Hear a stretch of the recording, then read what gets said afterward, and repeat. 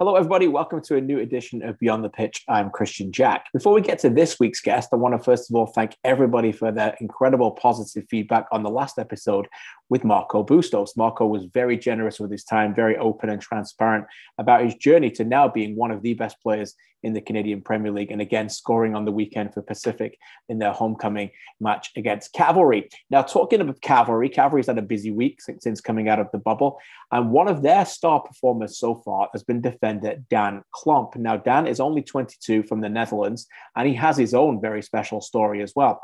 We met today and talked about what it was like, his journey to get to the Canadian Premier League, his love of football in a soccer-mad country like Holland, his love for Arsenal and Dennis Bergkamp and how it has really defined him, and some real open, again, like Marco Bustos, some real open and transparent conversations about how close he's got to quitting the game before he came over here to now be arguably one of the best players in the Canadian Premier League. I hope you really enjoy this. Daan Klomp was a great, engaging personality. He's doing some great work in Tommy Wheeldon Jr.'s defense as well, and he's been a special player so far for Cavalry. So here is my conversation with Daan Klomp. Dan, thanks for joining me today. It's a pleasure. I know we had this interview booked already for a few days, and then last night you scored the goal. So it's kind of good timing to have you on. So thanks again for joining us. I guess that's the best place to start, is it not? Let's talk about last night, the home opener, the fans in the stands, your new home in Calgary, and you get the goal. Sum it up. What was it like for you? Yeah, I think first of all, it was amazing playing for fans again, and especially the first home game, and then well, it's only a nice little treat for me that I can make the winning goal, but I think it was all Joe Mason's work because he had a great header before that, and Mo Farsi had a good cross in. So I'm just happy that I can finish that one off. But yeah, first of all, the feeling was amazing for playing in front of fans again, and the support was great. So happy that we could get the victory out. I would imagine the dressing room is a little bit different at full time than at half time, because you go down a goal and you really need to come back in the game. Yeah, it was a good comeback, especially.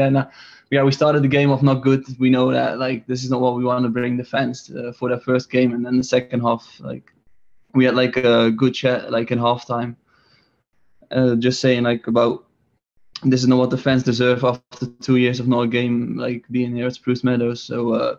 And after that, we just had to fight for it, and it paid off, luckily.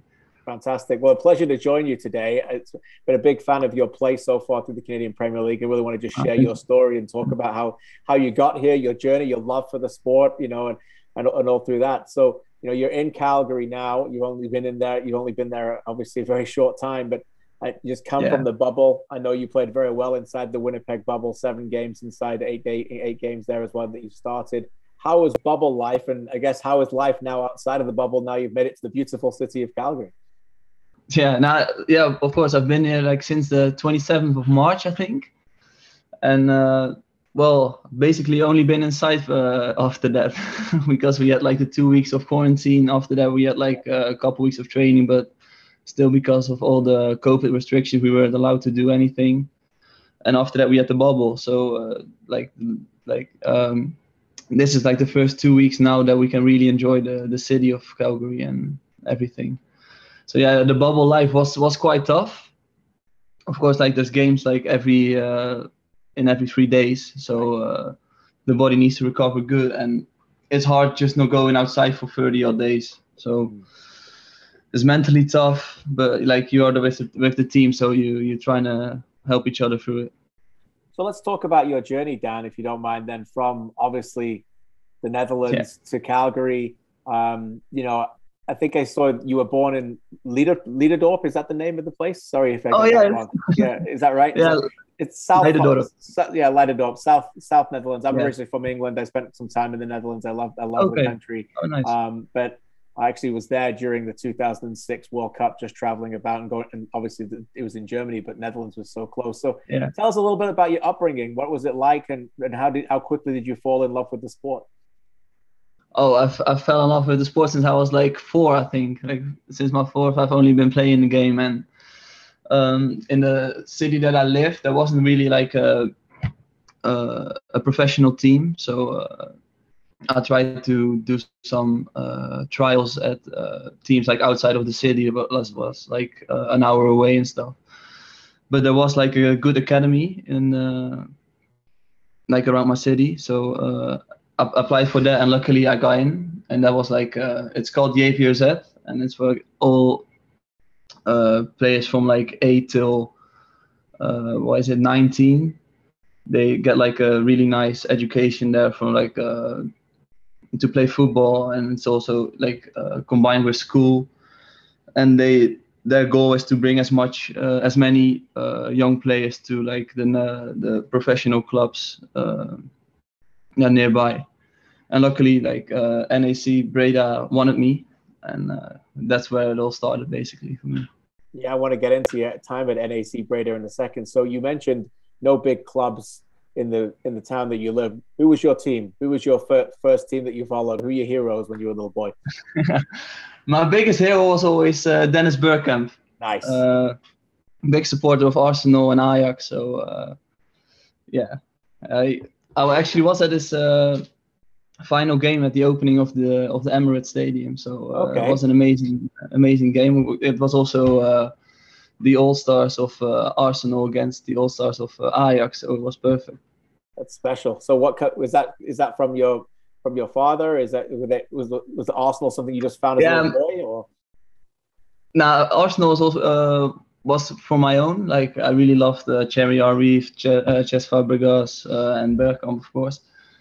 And Ajax, I got brought up with my dad. My dad was always a big supporter of Ajax. Right. Well, Ajax is king in the Netherlands. I want to get onto that in a second about your debut as well for NAC Breda when you played at Ajax. We'll get into that in a second as well. But what about World Cups? What about following the Netherlands team? What's your kind of first memory of major tournaments with the Dutch team?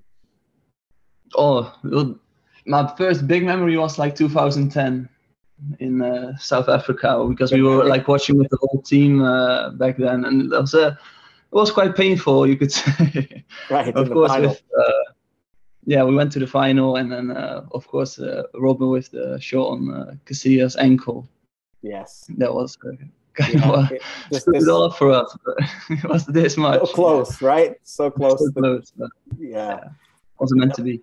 But I mean, for those listening to this who live in Canada now, and we talk about soccer in this country at a high level now, I'm so proud of what we're doing. But maybe you can just tell us what the sport means to you and your family and the country of Netherlands. And obviously, you know, I love the flavor that you guys bring to the sport. There's got so many international stars now. There was a bit of a difficult time when you didn't make the World Cup in 2018. It felt strange. It felt strange you guys weren't in it. What's it like, the culture of the sport within that country? Oh no, football's everything in Holland. Like we were all got it, like, because we didn't went to like 2 or 3 major tournaments, I think. So that's when you thought like, yeah, this is over for us now, because we always had like the Dutch school of playing football. Like it's really known around the world, and like you could basically say like Spain and Germany have like reinvented it, because they're playing amazing football right now, and especially also Italy, like the last Euros. But it was for a country as Holland, like football like means a lot. You guys were originals, though. I mean, it's inspired by Cruyff. It's Cruyff inspired Spain. Cruyff, of course. Spain have inspired the Germans. That, you know, everybody it all comes back to Cruyff and you guys with the Dutch. That's special. Did you ever get to meet Bergkamp? Have you ever met him? He was actually at a tournament where his son played, and we played against his team. So I got like a couple signatures and fantastic. Yeah, a couple photos. So that's amazing. Oh, that's amazing. So you play for NAC Breda. You play in the Eredivisie. Your first game, I think, is this. Correct me if I'm wrong. Your first game is against Ajax. Is that right? Yeah, my official debut for like professional football for NAC Breda was in the cup. That was against RKC. But for the Eredivisie, it was Ajax. Yeah, that's true. So what's that like? So you must have been, what, 19 at the time? Is that right? Am I right? I was 20, I think, at 20, the time. Okay. Yeah. So you're 20. Yeah, well, let's break it down. You're 20. You've come from a small town. You want to make it to professional level. You play for NAC Breda. Your dad has instilled the love for Ajax since you're a child. You play in your debut game in the Eredivisie. Obviously, you played in the cup as well. And suddenly you've got Tadic, Van der Beek, Huntelaar, De Ligt, Dolberg, all of these guys for Ajax playing, and you're playing in that game. Talk us through what was that like for you? Well, the week before I was already like I could tell that I was going to play. So that was when the nerves already came a little bit, because we started playing 5 at the back, or 3 at the back basically. But so I thought like, oh, this might be my chance to start and like make an impact on the team. So my preparation was good, I think. And then when the game started, like all the nerves were gone. So that was amazing. Like I felt like it was also at home, so we had like great fans over there. Like at NAC Breda, have like one of the best fans in the Eredivisie. So like in Holland. So they really help you through it. And after 5 minutes, I had like quite a good tackle on Tadic, so I thought like, oh, now I'm like really getting into the match. So, and after that, the game went well for me personally. So it was a great experience. Yeah, because it was an alright team that they had, because they had like all the stars playing with Hakim Ziyech, David Neres, Frankie de Jong, De Ligt. Everybody was there. So it was tough. And obviously, I would imagine your professional head kicks in. You're no longer a fan on the pitch, but when you walk off and maybe you go home that night and you go to bed, is there a sense of, wow, like what accomplishment as a young Dutchman, what you've just done to play in your professional game like that against Ajax? Does that ever come across your mind at that point? It took a little longer for me to for the feeling to kick in, because like it was the same thing. Like a couple of days later, we had another game, and you need to prepare for that too. So I think the real feeling kicked in like during the winter break or something. So right. But is it those reference points, Dan, that you still rely on today, that you belonged on the pitch, you performed really well? I would imagine it helps you with your confidence to this day. It's something that nobody can like take away from me. So that's a really good thing personally. And I know I can play on that level, so I have to believe in myself to and show it like every game. So professional sports can often throw curveballs and different things come at you. You play in the team for a while. I think do you get a red card in a game where you get suspended and then you kind of lose your spot? Is that how it worked? And then you kind of didn't get back in? How did that work?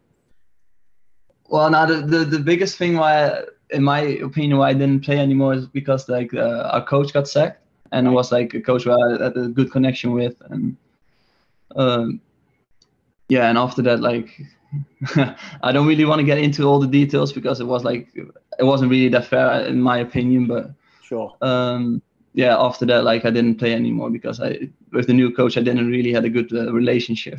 You could say like that. That's fair. So you move on, you get loans, and you go down the division. What was that experience like? Because for all young players in any level, you just need minutes, don't you? You just want to play games.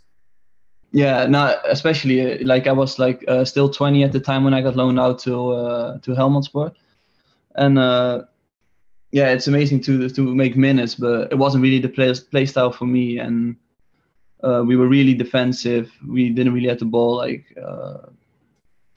were only defending, and that's not really the way I want to play. So I didn't really feel like it was a good place for me to be at the time. So I really lost a bit of confidence in that year, and even a little bit of the love for the game. So I'm really happy that I'm here now and find it all back, because now I'm really loving the game again and having fun on the pitch. I can tell when you're watching it. You know, you've been immense out there so far, and I know Tommy Wheeldon Jr. has been such a big fan of yours as well. Talk us through that moment when you get that call to come to Canada. What was it like? What kind of questions did you have? What kind of research did you do in terms of coming to play over here? Well, the first time I had the first line was laying between me and Cavalry was in November, I think. But it took a long time before there was a really reach out about a contract, because and at the end it really fell a bit on a we didn't hear anything anymore. And then back in January I had a call with Tommy, and it was all all I wanted actually. The lifestyle in Canada, hearing from everybody is amazing. I got to experience it now, and they weren't lying. So and Yeah, well, he told me it's a new and upcoming league with a lot of potential, and yeah, I can see that now. So it was all I want now. So make minutes again, and yeah, get my confidence back and love the game again. That was what it was all about for me, because I wasn't even that far off of like quitting the whole game, like from really even before I came here, because like I was out of contract since the 1st of July. So yeah, after that it was COVID. I was still training by myself every day, like with a personal trainer, and it wasn't the easiest time, of course, because like you're still waiting on a club to come, but you don't hear anything, and then like time goes by, because from July till I think it was like November was the first time I really hear anything from Cavalry. Wow. And then after that, like you don't hear anything till the January. So it's a long time without really having anything to hold on to. Like if there is a club like gonna come for me? Yes. So yes. That's when you have to really set your priorities straight and think like maybe it's better for me just to go and find a normal job, go back to school again and stuff. So right. Wow, because there's a lot of young players will be listening to this, and I know a lot of people listen to our interview with Marco Bustos. I did one with Marco recently about that, and he talked about those really dark moments when he was the Whitecaps not playing and crying. And I guess at that point, Dan, you have to dig deep, do you not, and find out a little bit about yourself and think that, I can still do this. You never want to lose belief in your own ability, surely. Yeah, no, that's a big thing. Of course, you don't want to lose belief in yourself, but as time goes by, it kind of happens, because like you start doubting yourself. Like, am I good enough? Because if I was, like, a club would probably come for me right now. So, right. And because I have a good friend of mine, and he just quit football like 2 weeks ago, and it's a really tough decision, because I think I could have made it myself, because it's been something you've been working for like since I was 4, basically. So yeah, it's such a hard decision to just say like, okay, I'm gonna give it up and like find something else that I really want to love, because football's a hard world, but yeah, it's hard to find something because you've been working on it your whole life and just give it up to find something else. And I really respect him for that, just to make that decision. And like, I really wish him all the best. And I couldn't really make that decision myself, because when I was out of contract, I actually gave myself the deadline till what was it? Like November. Like, if I don't have a club now, I'm gonna look for something else. And then after that time, it was really tough, because I couldn't really make the decision from like, I'm gonna quit now and find something else, because like I said, it's so hard to make the decision. You got close to the end, and you've been given a lifeline in your career by Cavalry. And I would imagine now every minute, I can see the smile on your face. I'd imagine like every minute now is just something you just enjoying and appreciating more, because you didn't know you were ever going to get it again, I would imagine. Yeah, that's spot on. That's right what you're saying right now. So tell me a little bit. I really appreciate. Yeah, no, sorry to interrupt. It's a heartwarming story, and I appreciate you being transparent and really deep and open with me about that. Tell me a little bit about Tommy Wheeldon, because he is a wonderful personality. He's great for our league, and he obviously sold the vision for you. And I also hear from some little bit of inside information that he thinks he's got some brilliant Dutch accent. Can you confirm or not that it's good? Oh no, it's horrible. It's a horrible accent. I knew it. I knew the real reason. Tell me about this accent. Nah, he always. Well, I'm starting to think that my accent like sucks right now, because the way he pronounces it every time. But well, he always talks with a little like a shh. Okay. So I'm not sure if I do it, but. Well, apparently he thinks it's good. So yours is original. Yours is undisputable. Yeah, so no, that's true. That's true. Tommy's this English Canadian trying to be funny with his Dutch accent. Is that what you're telling me? Yeah, no, he does, but he thinks he's good at every accent. So okay, well that's good. As long as he's good at football management, that's all that counts, right? Yeah, that's true. And we're doing good right now. So you're doing good, and let's bring me to this. So you're back in home markets. You come from behind to beat FC Edmonton. you're getting to know your team really well. You got a good team here. You got a lot of attacking players. You've got Joe Mason coming on board now. You've got players to come. What's your overall feeling about the squad? Yeah, no, I think we have an amazing squad, but the only thing we have right now is like a lot of personnel problems with injuries and stuff. So I think when everybody's fit again, because even Joe Mason, he had to play like 90 minutes yesterday, and then he didn't really like had that much of preparation before it. So it was only like I think before that he only played like 25 minutes, the longest. So and now he played 90. So yeah, and he had a good game, scored. Basically had an assist, so really happy that he's in our squad. Same with Serge Camargo. He also hadn't really played more than 45 in the bubble, and also had to play like 60, 70 yesterday. So, well, it's like good that we have those guys and they pull through. You told me earlier about your time when you went on loan and you went to Helmondsport, and the identity of the club didn't really suit you. I get the feeling this is the team that suits you. Yes, a front foot team. You get a lot of possession. You can play the ball out. You're good with both feet. Is that a massive part of helping? I mean, you're very good at defending as well when you're under pressure. But is that the kind of club that you think they can help grow you individually? Yeah, 100%. I really like you said, like a team that plays on the front foot, has a high pressure and wants to keep the ball, and just like a little bit of the Dutch way, like how it was supposed to be. So. No, I think this identity of the club like suits me perfectly. So like you said, I'm a center back that likes to be on the ball and make a man more in the midfield. And you've got that Dutch way about you. Did you play other positions? Have you played midfield when you were younger and things? You can tell, I think, the way that you control the ball a little bit. Yeah, I played like the way we used to do it, like at the academy of JVZ, was like I was still a right center back, but in position I was a 6. So I played a lot of times on the midfield, and also on the under 17s I played on the midfield the whole year. So I think that really helped me, like in my technical abilities and just like my surroundings of knowing where opponents are and stuff. Awesome. I won't keep too much of your time because you've been really gracious with it.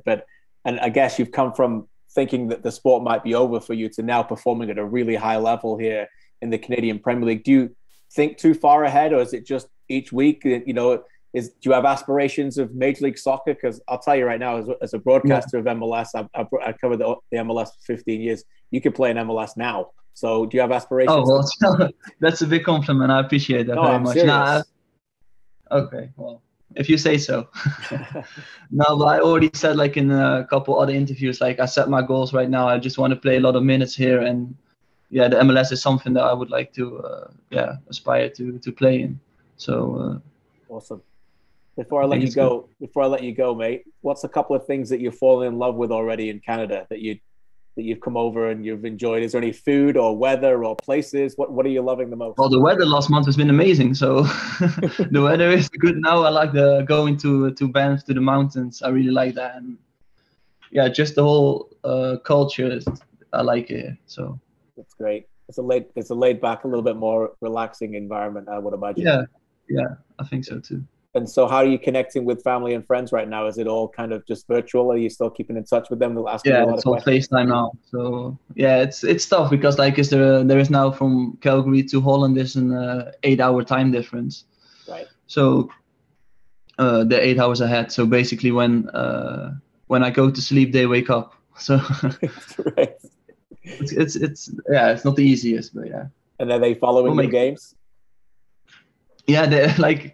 Yesterday we play at 7 o'clock, and that's like 3 a.m. for them. So they go to bed at 11, set the alarm for 3, and then they watch the game, and then send me a message, and they go back to sleep again. Oh, that's so special. That's great. Good. That's they've always been my biggest supporters. So they were at every game when I played in Holland. So that's great. I got it that they can't come now because of the restrictions.